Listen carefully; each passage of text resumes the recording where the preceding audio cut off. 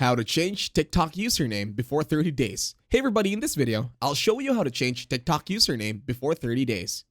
To start this tutorial, open and locate your TikTok application in your mobile device. Once you are here, click on your profile in the bottom right. Once you're here, click on the three horizontal lines and then go to Settings and Privacy. Once you are in Settings and Privacy, scroll down. And then in here, go to Report a Problem. Now wait for TikTok to finish loading. Once TikTok finishes loading, you will now be in Report a Problem screen. The first thing to do is click on Account and Profile. Now let's wait for TikTok to finish loading. Once in Account and Profile, go to Create an Account. And then in here, scroll down and go to Editing Profile. Now click on the first option that is available in that setting. Now let's wait for TikTok to finish loading once again.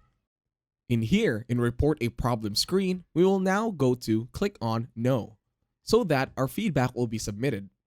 In here, we will tell them about our feedback.